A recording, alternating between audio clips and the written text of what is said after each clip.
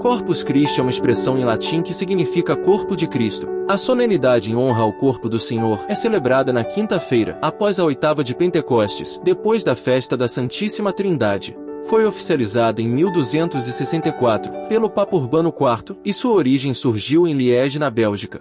Em 1207, Santa Juliana de Cornillon, uma monja agostiniana de origem belga, teve a visão de uma lua cheia com uma mancha opaca. Interpretou-se que a lua cheia representava a Igreja, e a mancha opaca era a falta de uma festa para celebrar o corpo de Cristo na Eucaristia. Santa Juliana conservou em segredo essa revelação por cerca de 20 anos, e depois a confiou a algumas pessoas.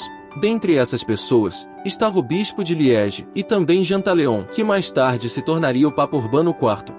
Um tempo depois, próximo a Liege, na cidade de Bolsena, um sacerdote que tinha dúvidas de que a consagração fosse algo real, na Santa Missa, no momento de partir a sagrada forma, viu escorrer sangue da hóstia consagrada, banhando o corporal, os linhos litúrgicos e também a pedra do altar. O Papa Urbano IV foi avisado do milagre de Bolsena, e a venerada relíquia foi levada em procissão a Orvieto, ao norte de Roma, onde na época o Papa fazia residência.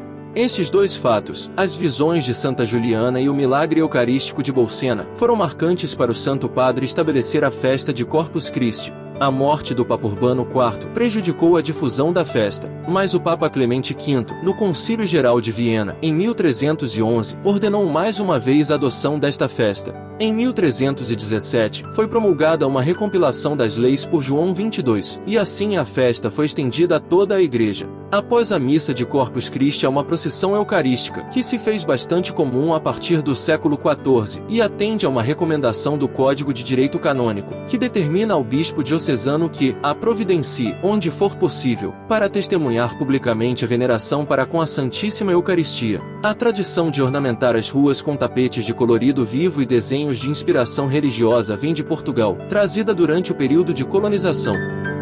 E você, já ajudou na confecção dos tapetes? Conta pra gente nos comentários!